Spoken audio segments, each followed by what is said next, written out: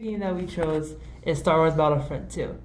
This map is Camino, and they're clones versus droids. This is the spawn. This is the different points that there are that you have to capture. The dark blue means that that's water and you can't walk in there. The thicker lines in the border area, that's indoor spaces, and the thinner lines are outdoor spaces. And you can't shoot outdoor to indoor and indoor to outdoor. And you have to be in the same place to be able to shoot each other. And when you're starting to set up, you can place any of your jet trooper, assault class trooper, heavy trooper, and specialist sniper class unit into the spawn area anyway. And then the general is something you have to earn enough points to get. These are the different character cards, and each have the attack range, the movement range, and what their abilities do. And then you roll a d10 to see who goes first. I got a 6. 4. So I go first. And when you're moving, you get to move all of the troopers you have on the board. I'm going to move the jet trooper class first and use the jetpack, which can move 1, 2, 3, 4, 5, and then move my troopers to capture this command point, and then move him up here. I'm sending these two guys to capture C, and I put these two guys in B because it takes 1 turn to capture a point with 2 characters in the point, and 1 character, and 2 turns for 1 character.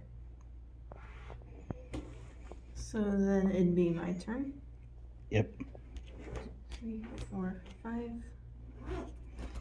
1, 2, 3, 4,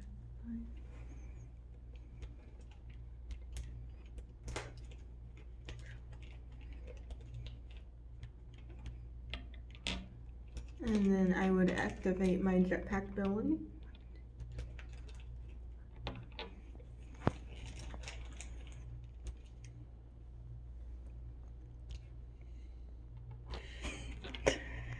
So I captured this point B, and I'm going to put this in there to mark that I captured it. And I'm going to continue to move these guys this way. And you cannot move diagonally, and you have to move horizontally or vertically.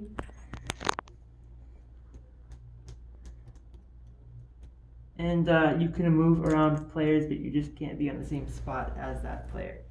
And since I captured point B, I gain 100 points. And when I get 500 points, I can put General Kenobi onto the board.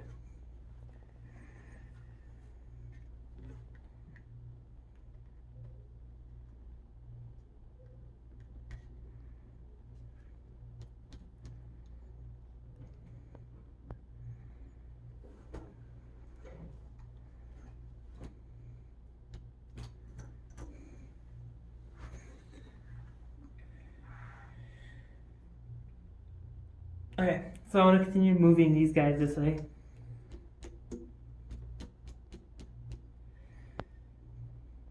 I only move them 5 each time because that is their movement range. And then when combat begins, like near point C, the jetpack trooper can attack with his DC-17 blaster pistol, and his attack range is 3, so I can only hit the assault class trooper, and I can't hit this guy because diagonals count as 2, so it'll be 1, 2, 3, 4. So I'm going to hit him with my jetpack. And then when combat begins, you roll to hit, and then the defender rolls again to see if they defend. And since she did not, that character dies and is out for the next turn, but the turn after he comes back and he can spawn at any point that that player controls. And you can also move and attack on the same turn, but I'm not going to do that. And then my assault class trooper also has 3 squares of range, so 1, 2, 3. Then I'm going to shoot the jetpack trooper. I got a 3. She got an 8, so she defended, and he stays alive, and that's the end of my turn. The jetpack trooper, the assault class trooper, and a specialist trooper all have 1 life, while the heavy trooper has 2, and the generals have 3. And you cannot capture points while they're contested, so no one currently has that point.